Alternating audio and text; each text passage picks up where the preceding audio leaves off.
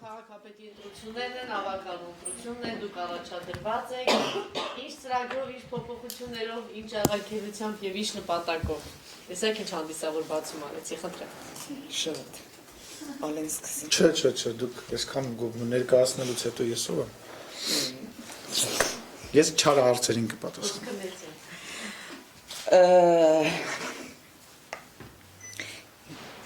Ես շատ չափից շատ եմ ուզում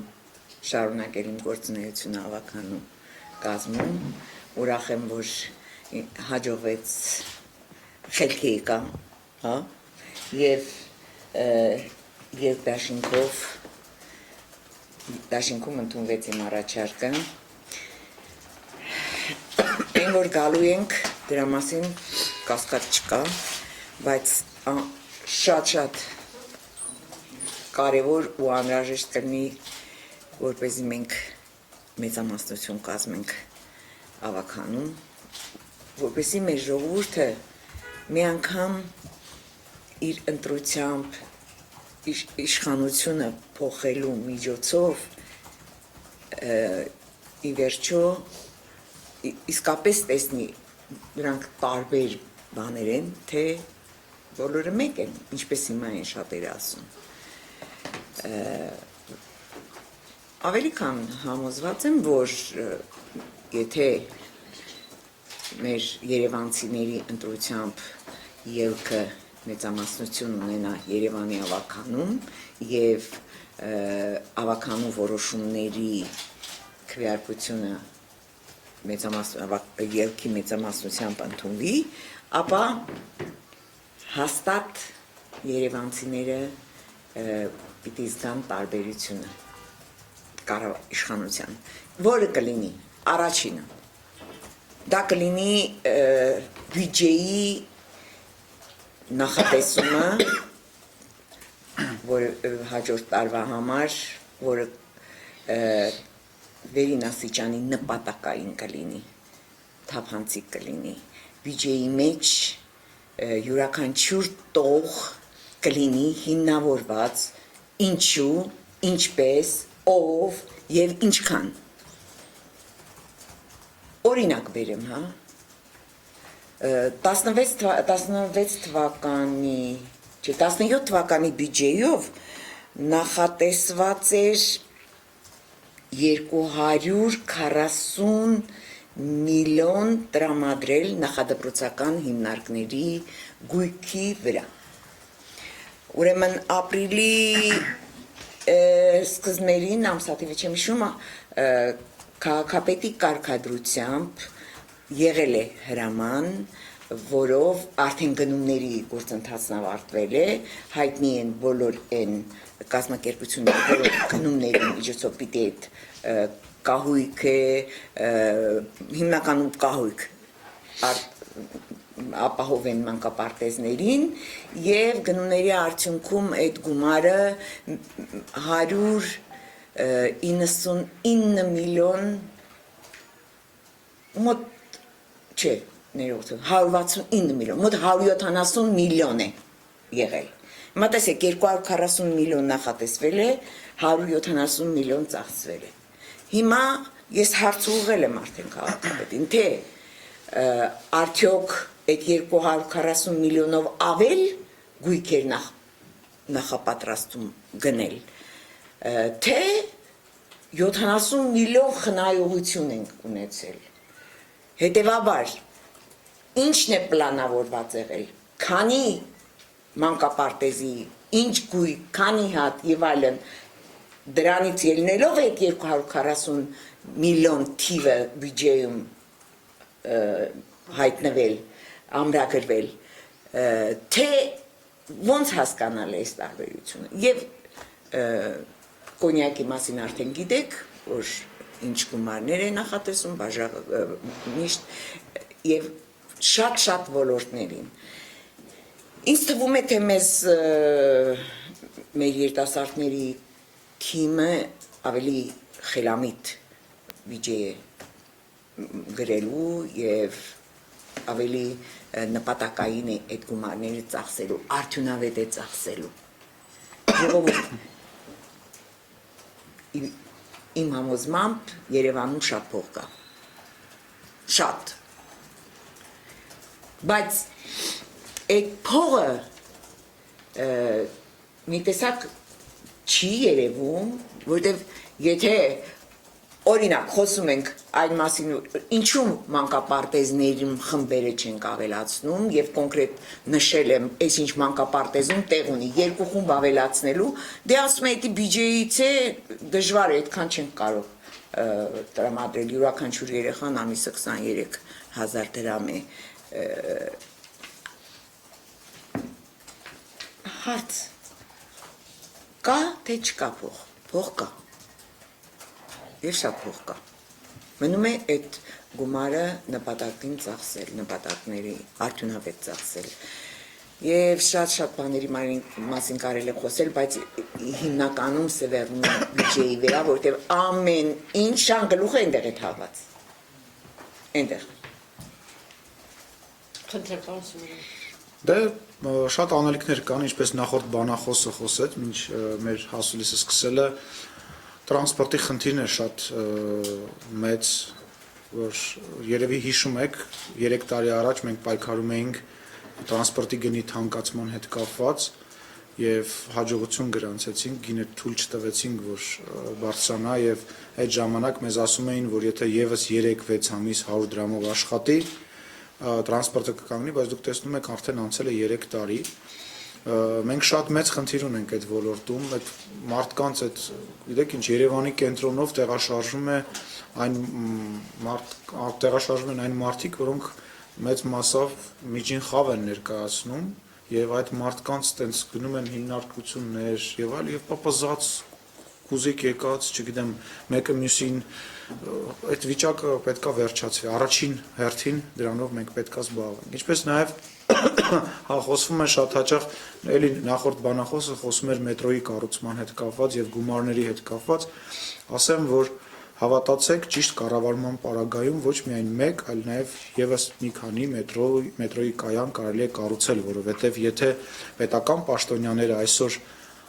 ամենահարուստ մարդիկ են Հայաստանում,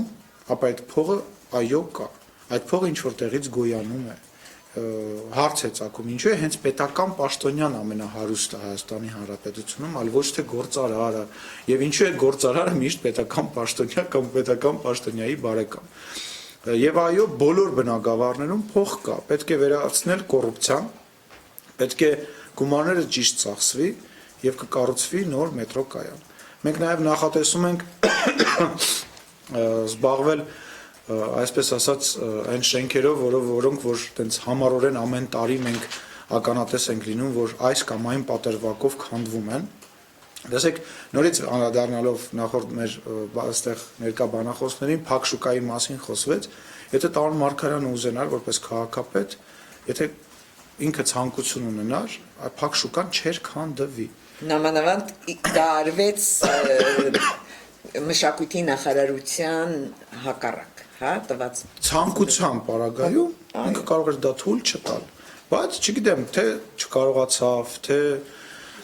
չուզեց, թե մասնակից էր այդ ամենին, բայց փակ շուկան քանդվեց։ Ինչպես նաև տեսախցիկ արագաչափերի եւ տեսախցիկների հարցը, որը շատ կարեւոր է։ Երևանի քաղաքապետարանը կարող է չհատկացնել, տարածքնել այդ արագաչափերը տեղադրելու համար ու չի հատկացնի մեր հաղթելու պարագայում։ Տեսախցիկները կարող են լինել եւ ծառայել ոստիկանության համար, որպեսզի նրանք բացահայտեն հանցագործությունները, բայց այդ տեսախցիկները զբաղված են մի բանով, թալանում են երևանցիներին եւ Երևանում տեղաշարժվող մարդկանց։ Ահռելի մեծ գումարներ են գալիս մարդկանց վրա եւ եթե դուք տաքսիստների հետ խոսեք, որոնք մի մեծ խավ են ներկայացնում տաքսու վարորդները, դուք կտեսնեք, նրանք ամեն մեկը մի քանի միլիոն դրամի չմարած տուգանքներ ունեն։ Ու սենց բազմաթիվ խնդիրներ կա։ Ահա թե ինչու ես կրկնում եմ, պահանջում եմ որպես երևանցի նաև, որ պետք է տեղի ունենա բանավեճ, որտեղ Տարոն Մարգարյանը, եթե հարգում է երևանցիներին, պետք է ներկայացնի իր ծրագրերը, պետք է երևանցիների դատին հանձնի այն նախագծերը, որը ինքը պատրաստվում է անել, որպեսզի նախ եւ առաջ մենք չհայտնվենք այն իրավիճակում, ինչպիսի իրավիճակում հայտնվեցինք մի քանի տարի առաջ, երբ ընտրություններից առաջ պարոն Մարգարյանը հայտարարեց, որ տրանսպորտի գինը չի թանկանալու եւ տրանսպորտի գինը թանկացավ։ Ես չեմ բացառում, այո, եւ չեմ բացառում, որ այն պարագայում, եթե Տարոն Մարգարյանը ընտրվի, տրանսպորտի գինը դառնալու է 200 դրամ։ Ես չեմ բացառում դա։ Ուստի թող բարի լինեն, հարգեն, ոչ թե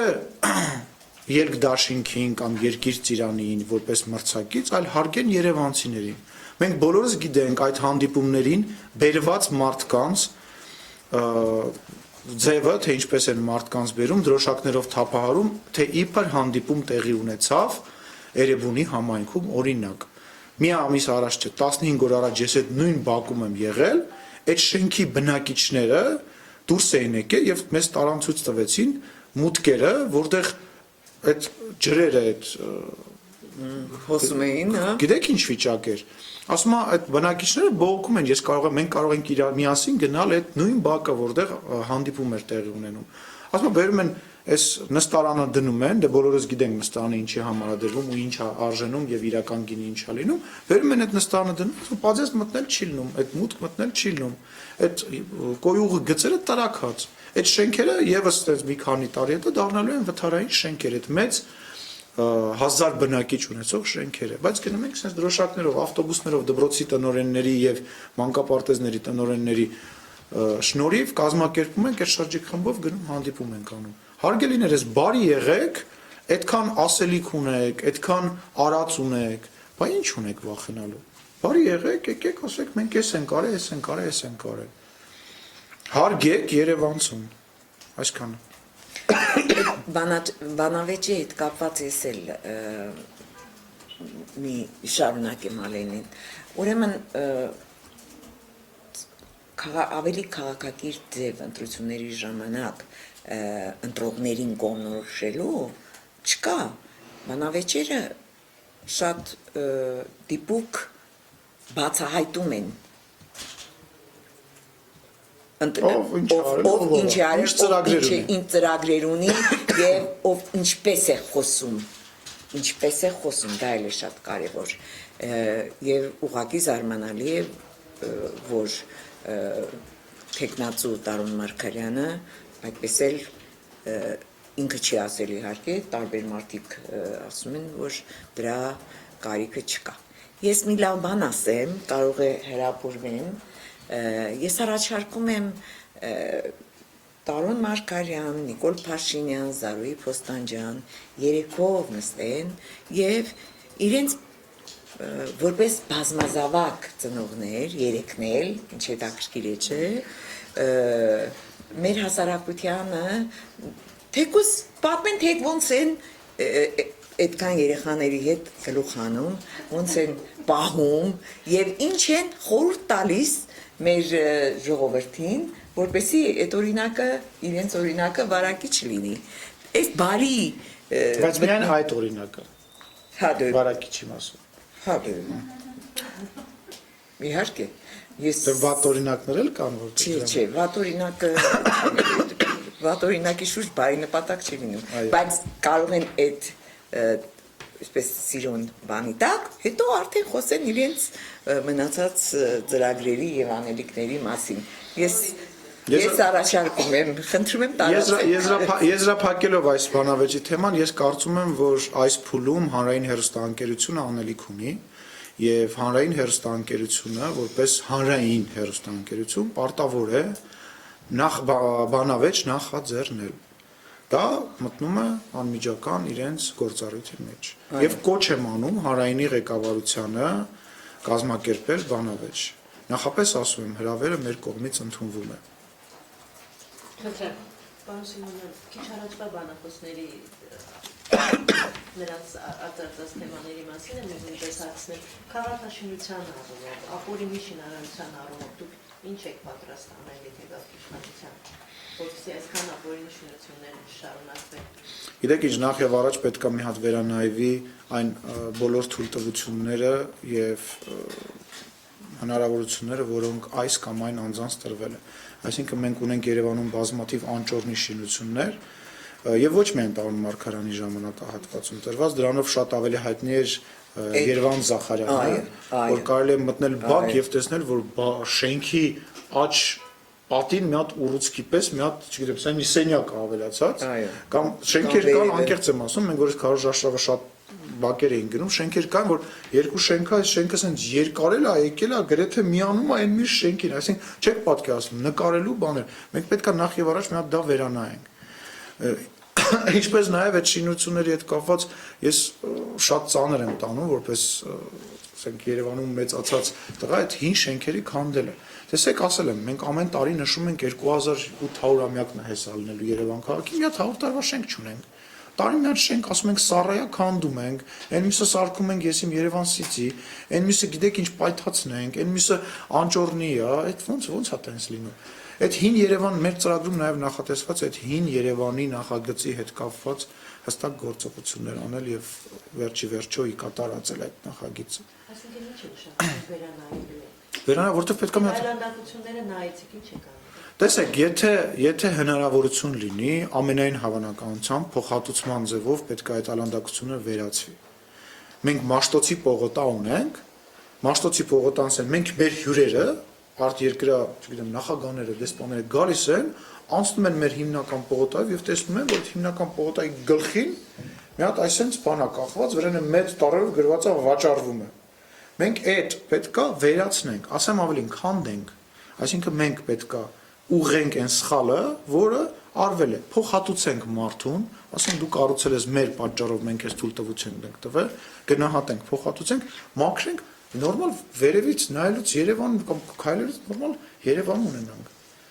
Այո, եթե պետք եղավ, պետքա քանդենք եւ վերականգնենք այդ արտաքին տեսքը Երևան քաղաքի։ Թիֆլիս են գնում, նախանձում ենք թիֆլիսցիներին։ Իրանց հին քաղաքը, որ իրանք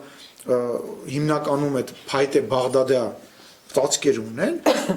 Ռուստավելիով քայլում ես մի տեղ չկա, որ այդ Ռուստավելի փողոցում կաֆեն կամ բալկոնը առաջ եկած լինեն։ Պահել են այդ մարդիկ, կարողացել պահել են, բա մեր քաղաքը։ Խի մենք պետք է գնանք այդ, մենք ենք այդ Թիֆլիսը մենք ենք մեծ հաշվով կառուցել այդքան բան արել իրան, բա մենք մերը չկառուցենք։ Այս ոլորտում լուրջ օրենսդրական խնդիրներ էլ կան։ Եվ սահմանադրության այդ հակասության մեջ կարող ենք լինել, եթե Ալինի ասածը անենք։ Հետևաբար շատ լավ կլինի, որ անենք։ Այդ օրենսդրական լուրջ փոփոխություններ կան եւ շատ լավ է, որ ելքը ազգային ժողովում ունի խմբակցություն, համատեղ կարող ենք համագործակցել եւ այսպես գեղեցիկ այդ առաջարկությունները ներկայացնել եւ օրենքի փոփոխությունները բերել։ Օրինակ շատ տարածված բան է Հայաստանում, ասում են գնասարքի ապօրինի, հետո մի բան կանենք։ Ու այդ շինթույլտվությունը ոնց է տրվում եւ այլն, այնպիսի տգեղ, ինչ ասեմ, այլանդակ բաներ կան, որ երևույթներ կան քաղաքաշինության ոլորտում, որ ես նույնիսկ չեմ պատկերացնում, թե ինչպես դա կարող է շփվել։ Կա նաև հետևյալ փաստը, արդեն ես հասցեներ գիտեմ առնվազն 3, որ 20 տարի է այդ տարածքը սեփականաշնորհած է, փոսը փորած է, հիմքերը փորած են, ոչինչ չեն անում եւ դա աղբանոցի է վերածվում, հա, այդ տարածքները։ Հիմա երբ որ հարց ես բարձրացնում, դե ասում եմ մարդը սեփականության իրավունք ունի։ Այդտեղ պիտի օրենսդրությունը մեզ օգնի փոխվի եւ որտեղ պայմանագրեր ունեն հաստատ, որտեղ գրված է ինչքան ժամանակում պիտի շինեն, ինչ պիտի շինեն եւ այլն։ Դե հենց այդ ժամանակ էլ փոխվել են հավանաբար։ Այո։ Ի նպաստ իրենց։ Մի խոսքով քաղաքաշինության ոլորտում գնացել են Կասկադում Թամանյանի նախագծած շենքի վրա հարկ են ավելացրել։ Թամանյանը մատիտ չուներ, գծել չգիտեր, հարկը չգիտեր ինչա։ Մենակ Թամանյանի։ Ու գիտենք, ասենք, այս Պաշտոնյայի տարածքն է։ Բռնել են Կասկադը, ու գիտեք ինչն է հետաքրքիր, Կասկադը դրա շատ հետաքրքիր օրինակն է։ Մասնավորի եւ պետականի։ Այդ Կասկադով որ քայլում ես, մասնավորի ծախսով է արված, անընդհատ վամայթերը վերանորոգվում են, մաքրը փողը ցանցնում ես այն փուճուր, հայտնվում ես պետական տարածքում եւ տարբերությունը ակնհայտ է։ Այո։ Կասկադի հետ կապված մի շատ կարևոր բան ուզում եմ ավելացնել, Կասկադի աշճանների երկու կողմերի այդ հողային անբարեկարգ տարածքը դա, չգիտեմ, փչացնում է ամբողջ տեսքը։ Իսկ այնտեղ եւ մեր բնապահպան երիտասարդները եւ գերմանացի մի հայագետ շատ հետաքրքիր լուծում է առաջարկում այդ երկու կողմերում գծել է չափել է հիմնել այգիներ կախովի այգիներ եւ տվել է նաեւ դրա նախագիծը որը գնալու է մինչեւ վերջ մինչեւ ետևից մատենադարան այդ առաջարկությունը արվել է 17 թվականին, բայց չի ընդունվել։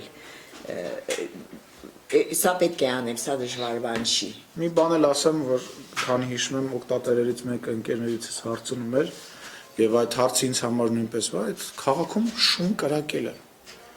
Ասենք այդ ինչ է, այդ ինչ վանդալիզմություն է, անենց լեզվով ասեմ, որ հասկանալի լինի։ Դա վանդալիզմություն է, ասենց ասեմ, որ հասկանալի լինի։ Դա անթույլատրելի է, ո՞ց կարա քաղաքում շուն կրակել։ Այո, կամ կրակել կենթանու վրա։ Եվ գիշերով որնոցը ընկնում է մեղք է, դա ինչ անելու, բայց ո՞նց է։ Ո՞վ ասում չեն։ Հիմա տեսեք, այդ ուղղությամբ ուրեմն կան պահպանական կազմակերպություններ հատուկ շների հետ կապած, ովքեր բերեցին առաջարկ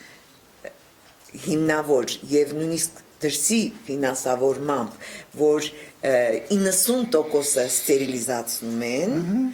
10%-ը այո, եթե կան դեպքեր, որ բավականին այդ ուղղությամբ կողմ։ այո, բայց այնպիսի պայմաններ են դրել գնումների մրցույթի ժամանակ, որ այս երեխեքը չկարողացան մասնակցել։ Իսկ ինչու են այդպես արել։ Որպեսի շահի դինգոն։ Ումա պատկանում։ Ումա պատկանում Յունիգրաֆը։ Գագիկ Բեկլարյանին են Ոչ, ասում։ Բեգլյանի չի պատկանում, բանին, ինչա, Սադոյան,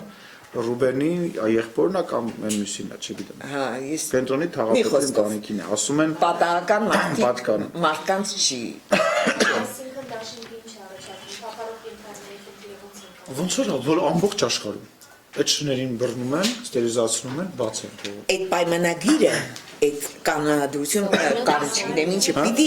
այնպես գրվի, որ բոլորին ձեռնտու լինի, այսինքն հավասար հնարավորություն մասնակցելու։ Եթե այդպես գրվի, դինգոներ կմասնակցի, այնտեղ էլի կան կազմակերպություններ։ Չարա իրար բարեկամ։ Ստերիլիզացումը, հետո տեսնում ես հարավահատված, այդ դուրահատած տեղը։ Տեսնում ես ձակին վզկապով այնքան ձիգ է, որ շունը մեծանում է, հետո սարկում է։ Այս ինչպես է դա։ Մենակ Ինչպես։ խնդիրը չի։ Այս ոլորտներում բնապահպանություն, ցանկացած ոլորտներում քաղաքապետարանի աշխատակազմը, քաղաքապետը եւ ավականին պիտի շատ սերտ աշխատեն հասարակական կազմակերպությունների հետ։ Դուք ճիշտ եք, որովհետև եթե գործ արվում, պետք է դա արվի նորմալ, ինչպես ասֆալտը անելիս անձրևի տակ, որ ասֆալտ են անում, այդ ասֆալտը տրակում է մի ամիս հետո, այն նույն ձևով, նույն տրամաբանությամբ անում են, եւ ես չեմ բացառում, որ դա ձեռնտու է նմանատիպ իրավիճակ ստեղծելը, որպեսզի արդարացնել շներին կրակելը, բայց դա անընդունելի է եւ բարբարոսություն է քաղաքի կենտրոնում,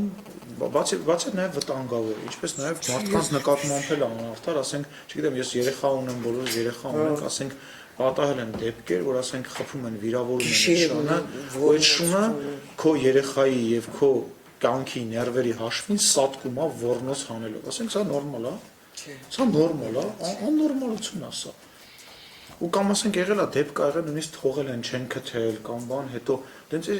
մենք ո պատերազմի դաշտում չենք ապրում սա Երևան Հայաստանի մայրաքաղաքն է Եվ դա նույն բարբարոսությունն է, չի կարելի ծառի նկատմամբ, իրանք ծառի նկատմամբ նորմալ չեն վերաբերվում, շան նկատմամբ, մարդու նկատմամբ նորմալ չեն վերաբերվում, շան նկատմամբ որ նորմալ։ Այդ ծառերի հետ կապված է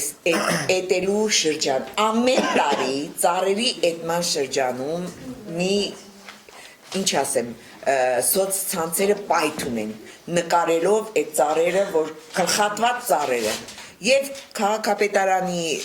համապատասխան վարչությունը ասում է դա խորը էտ է կոչվում։ Հիմա բնապահպան Կարինե Քանոսյան եւ Էրի խմբեր մի շատ սիրուն առաջարկ էին ներկայացրել 16 թվականի զարգացման ծրագրում, որ այդ կանաչապատման վարչությունը համագործակցի այս մարդիկ, այսինքն բնապահպանները իրենց համար կազմակերպեն վերապատրաստում, ինչպես էտել։ Կարծում եք չգիտեն, թե պրիտումնավոր են։ Չգիտեն, երևի չգիտեն, համենայն դեպս բնապահպաններն ասում են, եթե նրանք իմանան էտելու արվեստը կամ հմտությունները, գիտելիքներ ունենան, այդ տեսակ չեն դի, որտեղ դա վայրենություն է։ Ընդունվել է 16 թվականի զարգացման ծրագրում, ընդունվել է բնապահպանների հետ համագործակցել, բայց չի արվում։ Հիմա Դեպի թույլ տանք լրագրողները մեզ հարց տան, շատ խոսեցինք, լրագրողները եթե հարց Բայց իրանց հարցերին ասում են, հարցերն են։ Որ լրատվամիջոցներ Հայնյուզեը Երևանի մետրոպոլիտենին վերադառնալով մի գնացք կա այնտեղ, որտեղ տեղադրված են հին Երևանի լուսանկարները, այն նույն մեր հին կրկեսը, մյուս կառույցները, կուպուրուզնիկ կառույցը, որը արդեն գոյություն էլ չունի եւ չենք էլ հիշում ոնց է իր տեսքը, եթե այդ նկարը չտեսնեինք, խոսքս ինչի մասին է, որ դա ոչ թե ավելի շատ մեզ մոտ ուրախություն կամ նոստալգիա է առաջացնում, այլ զայրույթ, որ այսօր այդ ամենը չի պահպանվել, այսօր հին Երևանից ոչինչ չի մնացել։ Եվ այդ առումով ուզում եմ հարցնել, իսկ ինչ ծրագիր ունեք դուք, որ գոնե պահպանենք այն, ինչ մնացել է, որ դա էլ չարժանանա պահպանողի ճակատագրի։ Գիտեք, շատ հետաքրքիր հարց եք տալիս, ուրեմն սովետական ժամանակահատվածի կառույցները խնդիր ունեն։ Այդ խնդիրը կայանում է նրանց այդ կառուցման ձևի եւ կառուցման վայրի լոգիստիկայի հետ։ Տեսեք, վառ օրինակ բերեմ ձեզ, Դվին հյուրանոցը, ինքը երկար ժամանակ այդպես կիսաքանդած վիճակում էր, գիտեք ինչն էր պատճառը, որ նոր ինվեստոր չկար եւ չէր կարողանում վերանորոգել։ Առաստաղը այնքան ցածր էր սովետական նորմաներով կառուցված, որ հնարավոր չէր օդափոխության համակարգ տեղադրել, որպեսզի հնարավոր լինի այն շահագործել։ Եվ նույն խնդիրը կա բազմաթիվ շինությունների հետ։ Տեսեք, նույն կինոնայրին, ասենք այդ նախագծածը իրանք Սովետ միության ժամանակ կառուցվելով, իրանք կոմերցիոն նպատակ չեն հետապնդել։ Այսինքն Սովետ միության ամբողջ տրամաբանությունը կառուցված եղել, որ պետությունը կհոգա համ տաքացման, համ սառեցման համակարգը, համ կապահովի մասնակցությունը մարդկանց։ Եվ այսօրվա շուկայական հարաբերությունների ժամանակ այդ շենքերը նմանատիպ խնդիր են ունեցել եւ մեծ մասը կանգնած են եւ մեծ մասը չեն աշխատում դրա պատճառով։ Ուստի այս խնդիրը պետքա լուծել նախ եւ առաջ այդ շենքերը համապատասխանեցնելով այսօրվա շուկայական վիճակին եւ այսօրվա շուկայական հարաբերություններին եւ պահանջներին։ Այդ խնդիրը լուծելով մենք կվերագործարկենք այդ շենքերը, այսինքն երկրորդ կյանք կհաղորդենք։ Իսկ ավելի հեշտ տարբերակ են գտնում, քանդում են եւ որևիցե բան փոխարենը չեն կառուցում, ինչպես դուք նշեցիք երիտասարդական պալատի հետ կապված, որը իմ տան կողքն է գտնվում եւ ես այնտեղ մանկուց շատ հաճախ այցելել եմ որ այնտեղ լողավազան կար, ես այնտեղ եմ լողալ սովորել, եղել եմ շատ հաճախ գնացել եմ այնտեղ, բայց նույն խնդիրը կար, քանդեցին, չկառուցեցին։ Հիմա էլ ուզում են Զվարթնոց օդանավակայանը քանդեն, որը անթույլատրելի է։ Այդ օդանավակայանը կարելի է մարդիկ ամբողջ Սովետ միության ամենագեղեցիկ օդանավակայանն է այդ շինությունը։ Ոնց կարելի է այդ հարստությունը, այո, ոնց կարելի է այդ հարստությունը չօգտագործել, որպեսզի զբոսաշրջիկներ բերել։ Այլ հարցեր ունեք, հարգելի լրագրողներ։ Իսկ լավ, բարի ասուլիս անցավ, չէի սպասում։